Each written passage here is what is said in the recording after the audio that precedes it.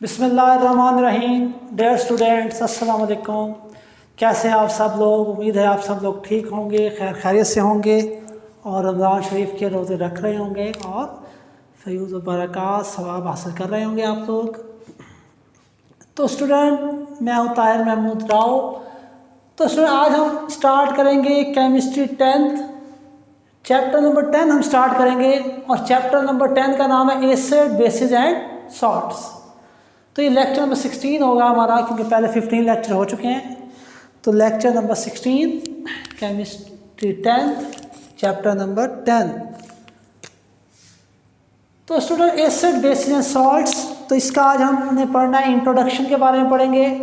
Introduction में हमें historical background बताया हुआ है, पुराने साइंटिस्ट क्या कहते थे एसिड के बारे में, तो वो चीज़ें हम कवर करेंगे। और उसके बाद हम देखेंगे एक शॉर्ट क्वेश्चन हम कवर करेंगे, comparison of physical properties of acids and bases.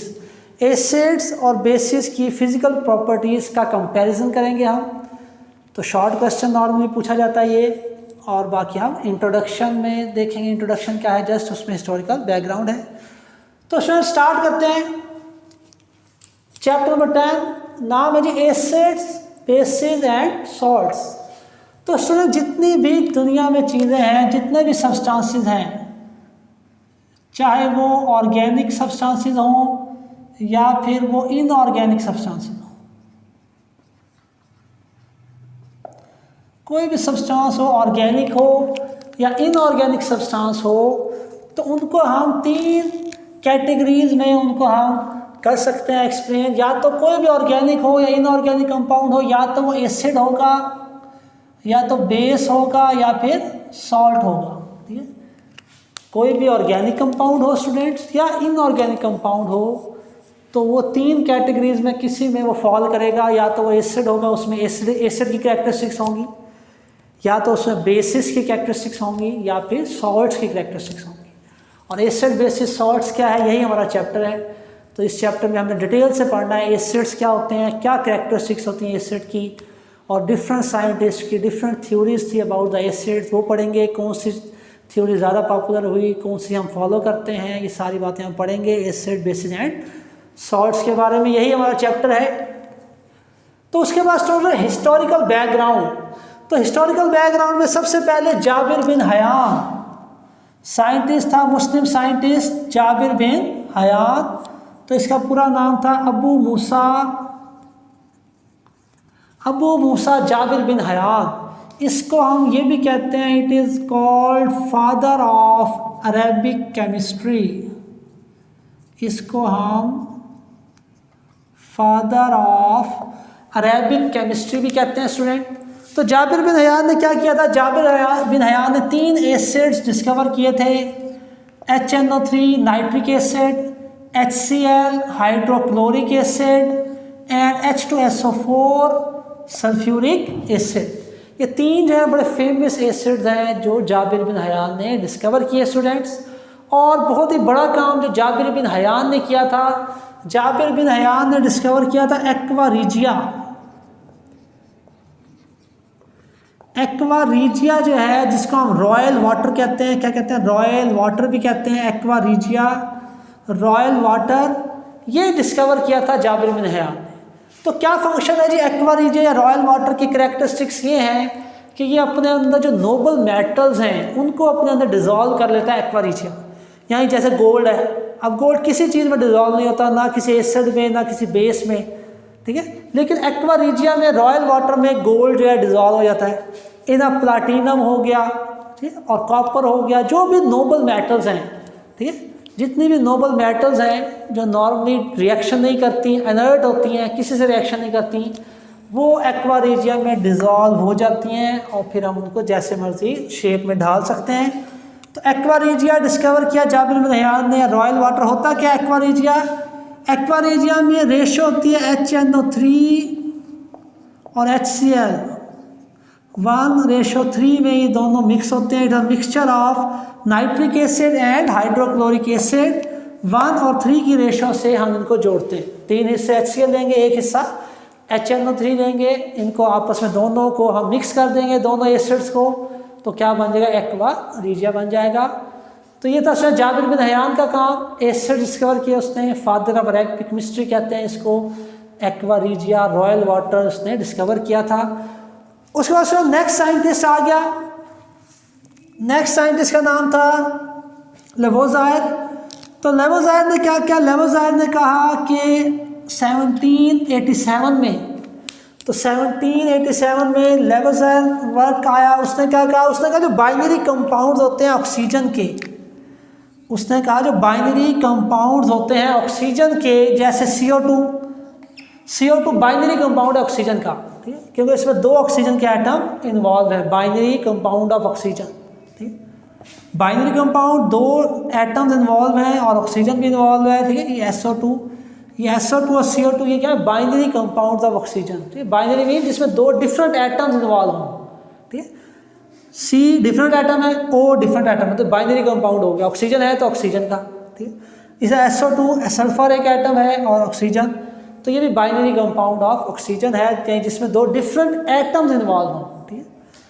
और एसिड्स, तो उसने कहा कि जो बाइनरी कंपाउंड्स होते हैं ऑक्सीजन के, जैसे CO2 एंड SO2, ये एसिड्स होते हैं, क्योंकि as on dissociation in water, कि अगर आप जब इनको वाटर में डाल देते हैं, डिसोसिएट करते हैं आप इनको वाटर में, CO2 और SO2 को, दे गिव एसिडिक सॉल्यूशंस, तो ये आपको क्या देते हैं, एसिडिक सॉल्यूशंस देंगे आपको, क्या देंगे आपको, एसिडिक सॉल्यूशंस देंगे, that's why they are acids.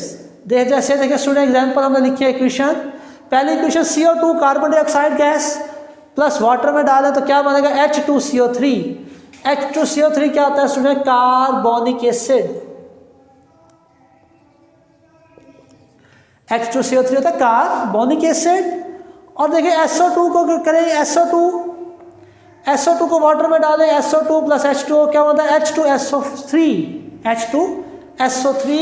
इसे कहते हैं सल्फ्यूरस एसिड, सल्फ्यूरस एसिड इसको कहते हैं, सल्फ्यूरिक एसिड नहीं, सल्फ्यूरस एसिड, ठीक है। H2SO3 सल्फ्यूरस एसिड इसे कहते हैं, सॉरी यू ही आएगा सल्फ्यूरस, ठीक है। सल्फ्यूरस एसिड H2SO3 बनता है, तो H2SO3 ये भी एसिड है, H2CO3 दोनों एसिडिक सॉल्यूशंस हैं, ठीक है। ये दोनों क्या है, एसिड होते हैं, तो इसीलिए हम CO2 को भी एसिड कहते हैं, SO2 को भी एसिड कहते हैं, क्योंकि जब इन्हें वाटर में डालें तो ये आपको एसिडिक सॉल्यूशन देते हैं।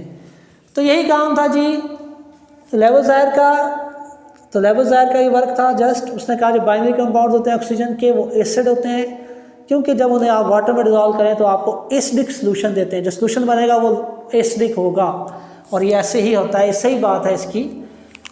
उसके बाद नेक्स्ट साइंटिस्ट आया, नेक्स्ट साइंटिस्ट का नाम है सर हेम्फ्री डेवी। तो सर हेम्फ्री डेवी ने क्या कहा 1815 में, सर हेम्फ्री डेवी ने कहा कि एसिड आर विदाउट ऑक्सीजन, से ज़रूरी नहीं है ऑक्सीजन का होना लाजमी है एसिड में, ज़रूरी नहीं है। सर हेम्फ्री डेवी ने कहा ये ज़रूरी नहीं है कि एसिड में ऑक्सीजन लाजमी हो, ठीक है।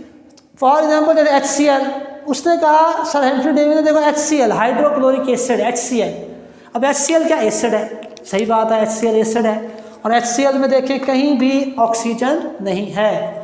तो ये नेक्स्ट कॉन्सेप्ट आया सर हेम्फ्री डेवी का, उसने कहा ज़रूरी नहीं है एसिड्स में ऑक्सीजन हो। तो सर हेम्फ्री डेवी ने क्या कहा, उसने कहा sir Humphry Davy prove that hydrogen is the main constituents of all the acids, ठीक है। तो सर हेम्फ्री डेवी ने कहा कि जितने भी एसिड्स होते हैं हाइड्रोजन जो होता है उनका मेन कंपोनेंट होता है, जितने भी एसिड्स होते हैं हाइड्रोजन जो है उनका मेन कॉन्स्टिट्यूएंट्स है, मेन उसका कंपोनेंट कौन है, हाइड्रोजन है।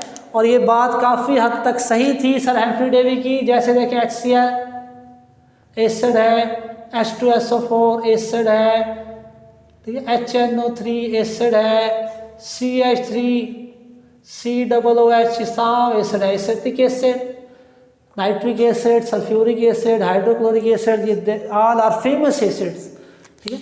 इन सब में हाइड्रोजन इन्वॉल्व है। तो इसने कहा था hydrogen is the main constituent of all the acids. Sir Humphry Davy ने कहा कि हाइड्रोजन जो है वो मेन कॉन्स्टिट्यूएंट है तमाम एसिड्स का। तो 2 बातें होगी एसिड्स के बारे में सर हेम्फ्री डेवी की। तीसरी बात क्या की सर हेम्फ्री डेवी का नेक्स्ट पॉइंट बनेगा क्या, water soluble metallic oxide turn red litmus into blue which is characteristic of a base. तो मतलब ये है स्टूडेंट कहने का, सर हेम्फ्री डेवी ने कहा कि अगर आपके पास मेटेलिक ऑक्साइड है, क्या है मेटेलिक ऑक्साइड, जैसे CaO calcium oxide, calcium oxide क्या है, एक मेटेलिक ऑक्साइड है। तो calcium oxide, calcium metal, oxygen oxide, तो ये मेटेलिक ऑक्साइड है CaO, calcium oxide is a metallic oxide. तो जब आप किसी मेटेलिक ऑक्साइड को वाटर में डिजॉल्व करो तो आपको क्या मिलेगा, CaOH ट्वाइस, क्या बन गया, कैल्शियम हाइड्रोक्साइड। और कैल्शियम हाइड्रोक्साइड क्या होती है, बेस होती है, क्या होती है, बेस। तो इसका मतलब है सर हेम्फ्री डेवी ने कहा कि जब आप किसी मेटेलिक ऑक्साइड को वाटर में डाल दोगे, ठीक है, तो क्या बनेगा, बेस मिलेगी आपको, क्या मिलेगी, बेस। जैसे कैल्शियम ऑक्साइड को वाटर में डाल दें तो क्या बनता है, कैल्शियम हाइड्रोक्साइड, और कैल्शियम हाइड्रोक्साइड एक बेस है। और जो बेस बन जाएगी वो बेस क्या करती है, बेस की खसूसियत होती है, बेस हमेशा रेड लिटमस पेपर को ब्लू कर देती है। लिटमस पेपर आप सब बच्चों ने देखा होगा प्रीवियस क्लासेस में, दो तरह के लिटमस पेपर होते हैं, एक रेड लिटमस पेपर और एक ब्लू लिटमस पेपर। तो बेसिस क्या करती है, बेसिस जो होती है वो रेड लिटमस पेपर को ब्लू कर देती हैं, ये बेसिस की कैरेक्टरिस्टिक है। तो ऐसा ही होता है, water soluble metallic oxide turn red litmus into blue, ये सर हेम्फ्री डेवी ने कहा, which is characteristics of a base, जो एक बेस की कैरेक्टरिस्टिक है। तो स्टूडेंट 3 पॉइंट हो गए, 3 बातें कही सर हेम्फ्री डेवी ने, 1 2 3 जो हमने डिस्कस कर ली। तो ये सारा हमारा इंट्रोडक्शन चल रहा है, हिस्टोरिकल बैकग्राउंड चल रहा है। तो इस हिस्टोरिकल बैकग्राउंड को, इंट्रोडक्शन को आपने अच्छी तरह जस्ट रीडिंग करनी है, इसमें से MCQ आपसे पूछे जा सकते हैं। उसके बाद देखिए स्टूडेंट, इंट्रोडक्शन ही है, इंट्रोडक्शन में नेक्स्ट जो आपको 1-2 पॉइंट्स हैं वो देखते हैं।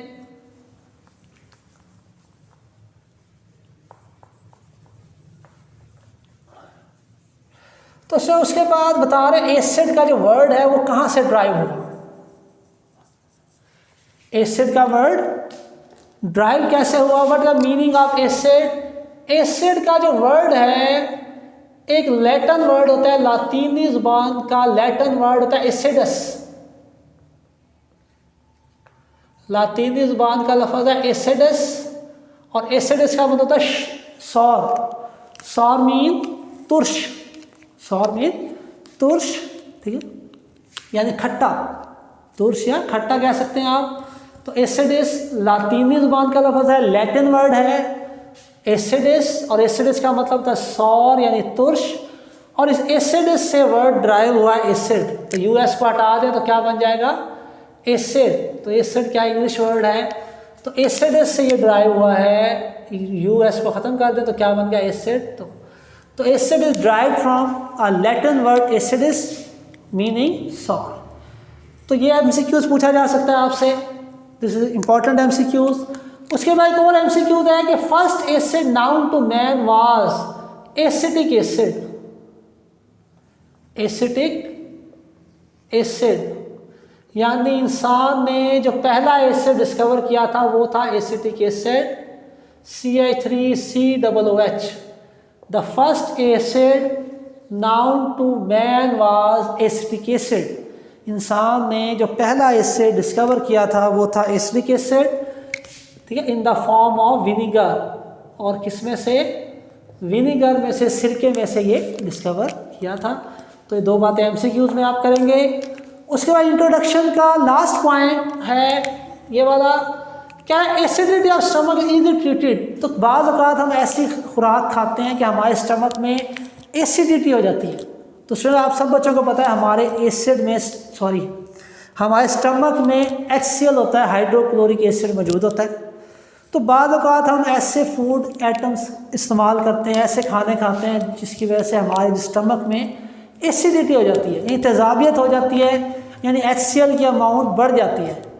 तो अगर आपने स्टमक की एसिडिटी को सॉल्व करना है, उसका इलाज करना है, ट्रीट करना है, ठीक है, सही करनी है एसिडिटी, तो उसका आसान तरीका है कि ऐसी मेडिसिन हम खाएं जो बेसिक हो।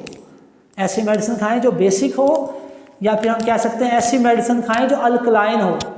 क्योंकि अल्कलाइन मेडिसिन या बेसिक मेडिसिन जब खाएंगे तो स्टमक में क्या चीज़ है जो प्रॉब्लम कर रही है, HCl एसिड। तो बेस का एसिड से रिएक्शन होगा, क्या बनेगा, सॉल्ट एंड वाटर। तो जैसे एसिड बेस रिएक्शन होगा, सॉल्ट एंड वाटर बनेगा, तो सॉल्ट एंड वाटर बनने से वो प्रॉब्लम सॉल्व हो जाएगी। सॉल्ट हमारे लिए नुकसानदेह नहीं है, हार्मफुल नहीं है, वो आराम से बॉडी में से एक्सक्रीट हो जाता है और निकल जाता है और आराम से हमारी स्टमक की एसिडिटी ठीक हो जाती है। तो यही आखिरी पॉइंट है। तो कह रहे acidity of stomach is easily treated. Stomach की एसिडिटी को हम आसानी से उसका इलाज कर सकते हैं by taking alkaline medicine. Alkaline medicine खा के, अल्कलाइन मीन बेसिक, बेसिक या अल्कलाइन एक ही बात है। अल्कलाइन या बेसिक मेडिसिन खा के हम स्टमक की एसिडिटी का इलाज कर सकते हैं। क्या है, the alkali न्यूट्रलाइजेज the acid producing a harmless chemical called a salt. वो क्या है, जब हम बेसिक मेडिसिन खाते हैं तो बेसिक मेडिसिन जो है जाके एसिड से रिएक्शन करती है और सॉल्ट बना देती है जो हार्मलेस है, बिल्कुल उसका कोई नुकसान नहीं है।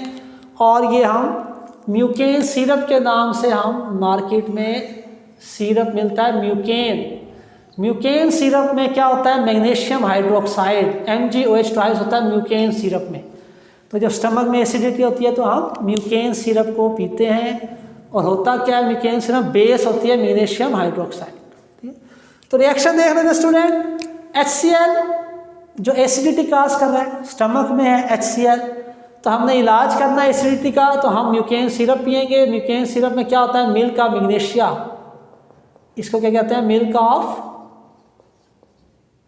इसको कहते हैं मिल्क ऑफ मैग्नीशिया, यानी MgOH मिल्क ऑफ मैग्नीशिया उसके अंदर होता है।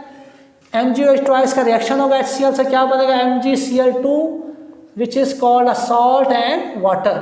तो सॉल्ट बन जाएगा, वाटर बन जाएगा और स्टमक की एसिडिटी ठीक हो जाएगी।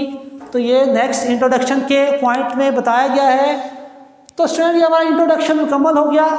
तो इस इंट्रोडक्शन को जस्ट आपने अच्छी तरह 2-3 दफ़ा अच्छी तरह आप उसको रीडिंग करेंगे, इंट्रोडक्शन की, हिस्टोरिकल बैकग्राउंड पढ़ेंगे और इसमें से स्टूडेंट MCQs पूछे जाते हैं हमसे और इसमें से कोई शॉर्ट क्वेश्चन लॉन्ग क्वेश्चन का तो चांस ऐसा नहीं है। तो MCQs के हवाले से बहुत अहम है हमारा इंट्रोडक्शन। उसके बाद स्टूडेंट आफ्टर द इंट्रोडक्शन बहुत ही अहम question, short question, comparison of physical properties of acid and bases. Acid और बेसिस की फिजिकल प्रॉपर्टीज़ को हमने कंपेयर करना है, केमिकल नहीं, फिजिकल प्रॉपर्टीज़ का कंपैरिजन करना है एसिड्स और बेसिस की। शॉर्ट क्वेश्चन पूछा जाता है इंट्रोडक्शन के बाद, ये हमारा पहला शॉर्ट क्वेश्चन। तो इसके सोच 3 पॉइंट हैं, 4 पॉइंट्स हैं इसके, बड़े आसान से पॉइंट्स हैं। पहला पॉइंट, एसिड्स हैव सोर टेस्ट। एसिड्स का सोर टेस्ट होता है, तुर्श जायका होता है, खट, ठीक है। For example unripe citrus fruits, for example जैसे सिट्रस फ्रूट्स हैं जैसे नींबू हो गया, ऑरेंज हो गया, इनमें क्या होता है जी, एसिड इन्वॉल्व होते हैं। और लेमन जूस या फिर लेमन का जूस अगर हो गया तो वो भी एग्जाम्पल है एसिड की। उसके बाद बेसिस है बिटर टेस्ट। तो ये पहला पॉइंट है, पहली फिजिकल प्रॉपर्टी बेसिस की। बेसिस है बिटर टेस्ट, बेसिस का बिटर, कड़वा, बेसिस का कड़वा जायका होता है। एंड फील स्लिपरी, और बेसिस को आप टच जब करते हैं स्लिपरी टू फील, वो स्लिप हो जाती है। सोप्स होती हैं, जितने भी सोप्स होते हैं, शैम्पू होते हैं, सारे क्या होते हैं, बेसिस होती है। तो they are slippery to touch, ठीक है। For example soap is slippery to touch, जैसे सोप है तो जितनी बेसिस होती हैं वो स्लिपरी होती हैं, जैसे सोप हो गया। दूसरा point, they turn blue litmus paper to red. जितने भी एसिड हैं वो ब्लू लिटमस पेपर को रेड कर देते हैं। और they turn red litmus paper to blue, और बेसिस क्या करती हैं, रेड लिटमस पेपर को ब्लू में कन्वर्ट कर देती हैं। Third point, they are corrosive in nature in concentrated form. They are corrosive यानी एसिड जो है क्रोसिव होते हैं इन कंसनट्रेटेड फॉर्म, यानी अगर एसिड कंसनट्रेटेड फॉर्म में हो, यानी उसमें मॉइस्चर ना हो, वाटर ना हो, डाइल्यूट ना हो, प्योर फॉर्म में हो, अगर एसिड्स अच्छी प्योरिटी हो, अगर उनकी खालिश हो एसिड्स, तो दे आर क्रोसिव होते हैं। क्या होता है क्रोसिव? क्रोसिव का मतलब वो गला देंगे, अपने अंदर डिज़ोल्व कर लेंगे दूसरी चीज़ों को। जिस चीज़ पे एसिड गिरता है वो उसको अपने अंदर डिज़ोल्व कर लेगा, यानी उसको खा जाएगा सतह को। जैसे हमारे समटाइम जो सतह पे हमारी स्किन पे फर्स्ट करे कोई तेज़ाब गिर जाता है तो आप देखते हो वहाँ पर बिल्कुल डिहाइड्रेशन हो जाती है और सतह ऐसे लगता है जैसे एसिड उस जगह खा गया है, ठीक है, अपने अंदर उसने डिज़ोल्व कर लिया, हल कर लिया उस चीज़ को, ठीक है, उसको बिल्कुल डिहाइड्रेट कर लेता है, उसका सारा मॉइस्चर जो है अपने अंदर एब्जॉर्ब कर लेता है एसिड, ठीक है। तो एसिड जो होता है क्रोसिव होते हैं, यानी जिस चीज़ पे एसिड गिरेगा उसको अपने अंदर डिज़ोल्व कर लेगा, खा जाएगा उस चीज़ को, उसको बिल्कुल डिहाइड्रेट कर लेगा, उसका वाटर निकाल देगा, तो इसका मतलब है क्रोसिव कहते हैं, उसका वर्ड है क्रोसिव, ठीक है। उसका bases they are non corrosive, bases जो है क्रोसिव नहीं होती एक्सेप्ट माँ सिवाय concentrated sodium hydroxide and potassium hydroxide. ये जो है कंसनट्रेटेड सोडियम हाइड्रोक्साइड हो या पोटाशियम हाइड्रोक्साइड ये क्रोसिव है, उसके अलावा बेसिस जो है क्रोसिव नहीं होती। Last point, they are aqueous solution conduct electricity, ठीक है, यानी एक्वस सोल्यूशन बनाए, एसिड्स को पानी में डिजोल्व कर लें, जो सोल्यूशन बनेगा वो एसिड्स का एक्वस सोल्यूशन होगा और उसमें से करंट आराम से गुजर जाएगा। और सेम पॉइंट है, their aqueous solution also conduct electricity, और बेसिस आप ले लें, बेसिस के भी आप एक्वस सोल्यूशन बना लें तो उनमें से भी इलेक्ट्रिसिटी करंट यानी पास आउट होता है। तो ये 4 पॉइंट्स हैं स्टूडेंट, एसिड और बेसिस की फिजिकल प्रॉपर्टीज। शॉर्ट क्वेश्चन पूछा जा सकता है, लॉन्ग क्वेश्चन भी पूछा जा सकता है, लेकिन ज़्यादा अहम एज अ शॉर्ट ही है ये। तो ये हमारा आज का लेक्चर था, introduction and 1 short question, physical properties of acid and bases. तो उम्मीद है स्टूडेंट लेक्चर आपको समझ आ गया होगा। तो अब नेक्स्ट लेक्चर में इंशाल्लाह मुलाकात होगी। जब तक के लिए अपना बहुत सारा ख्याल रखिएगा और दूसरों का भी बहुत सारा ख्याल रखिएगा। अल्लाह हाफिज़।